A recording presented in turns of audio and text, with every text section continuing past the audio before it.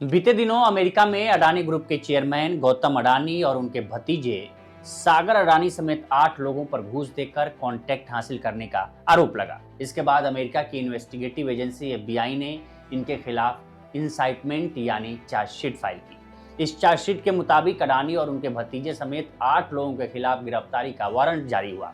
हालांकि इन आरोपों से अडानी ग्रुप ने पल्ला झाड़ लिया। अमेरिकी एजेंसी ने आरोप लगाया था कि गौतम अडानी और अमेरिकी कंपनी एज्योर पावर ने भारत के आंध्र प्रदेश, उड़ीसा, छत्तीसगढ़ और जम्मू कश्मीर समेत 5 राज्यों को बिजली खरीदने के लिए वहां के अधिकारियों को घूस दिया।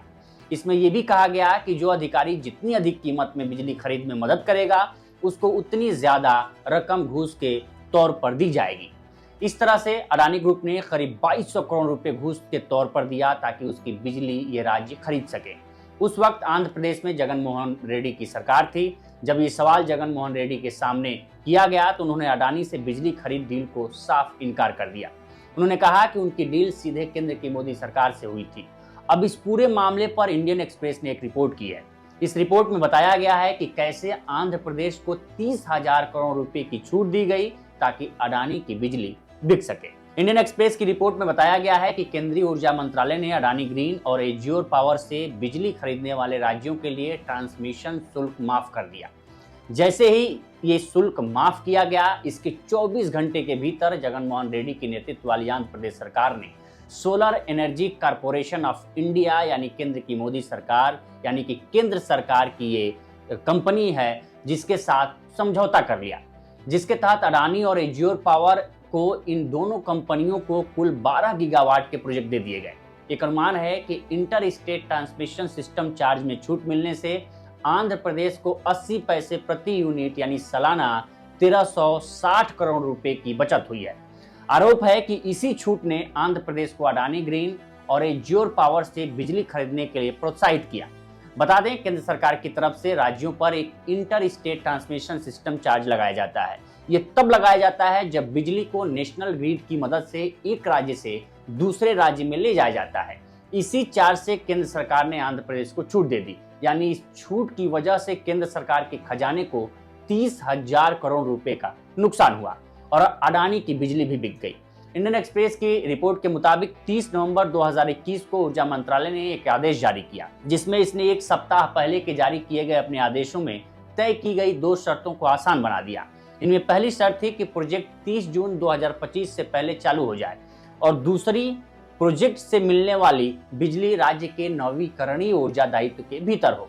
नवीकरणीय ऊर्जा दायित्व के तहत राज्यों को अपनी कुल ऊर्जा जरूरतों का एक निश्चित प्रतिशत नवीकरणीय स्रोतों से खरीदना होता है।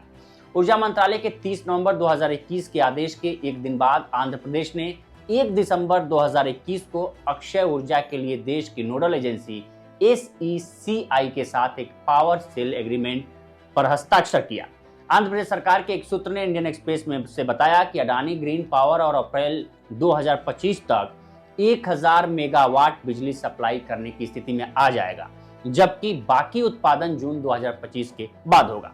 अडानी ग्रीन के प्रवक्ता ने इंडियन एक्सप्रेस को बताया कि SECI ने विनिर्माण से जुड़े टेंडर में ISTS छूट यानी चार्ज को शामिल किया था ताकि इसे उस समय की दूसरी अक्षय ऊर्जा प्रोजेक्ट्स के टेंडर के बराबर रखा जा सके। और इसको ध्यान में रखना जरूरी है कि ISTS चार्ज में छूट से डिस्कॉम को लाभ होता है, न कि प्रोजेक्ट डेवलपर को, जिससे केवल एक निश्चित टैरिफ मिलता है।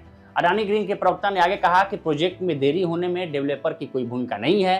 अडानी ग्रुप के चेयरमैन गौतम अडानी, उनके भतीजे सागर अडानी और 6 दूसरे लोगों पर अमेरिकी न्यायिक विभाग ने राज्य से आकर्षक बिजली अनुबंध हासिल करने के लिए $250 मिलियन की रिश्वत देने या देने की पेशकश करने का आरोप लगाया है। आंध्र प्रदेश सरकार के एक अधिकारी ने बताया कि यदि ISTS चार्ज माफ नहीं किया गया होता तो राज्य को बिजली के लिए ₹2.49 प्रति यूनिट के अलावा अतिरिक्त 80 पैसे का भुगतान और करना पड़ता, क्योंकि फिर गुजरात से बिजली लानी पड़ती। उन्होंने आगे बताया कि SECI से 1700 करोड़ यूनिट बिजली खरीदने पर सहमति बनी थी, इसलिए ऊर्जा मंत्रालय के हस्तक्षेप से सरकार को 1360 करोड़ रुपए की छूट मिल गई और यह PS से 25 साल के लिए था। इसलिए इस अवधि में छूट से कुल 34,000 करोड़ रुपए बचते। इस मामले से जुड़े आंध्र प्रदेश से एक और अधिकारी ने बताया कि आंध्र प्रदेश सरकार ने SECI से बिजली खरीदने के लिए जो शर्त रखी थी उनमें से एक ये थी कि कोई ट्रांसमिशन चार्ज नहीं होना चाहिए, और जब ट्रांसमिशन चार्ज माफ कर दिया गया तो सरकार ने समझौता कर लिया। टीडीपी के नेतृत्व वाली एन चंद्रबाबू नायडू के नेतृत्व वाली मौजूदा सरकार पिछली वाईएसआरसीपी सरकार के तहत किए गए समझौते की जांच कर रही है। यह जांच अडानी पर हुए अमेरिकी खुलासे के बाद शुरू हुई है। अमेरिकी न्याय विभाग ने आरोप लगाया था कि रिश्वत के तौर पर दी गई 2029 करोड़ में से 1750 करोड़ रुपए आंध्र प्रदेश सरकार के एक शीर्ष अधिकारी को दिए गए। अडानी समूह ने इन आरोपों को निराधार बताते हुए इसे इनकार किया है। तो इस स्टोरी में इतना ही। बाकी देश दुनिया की तमाम खबरों के लिए बने रहें लोकमत न्यूज़ के साथ।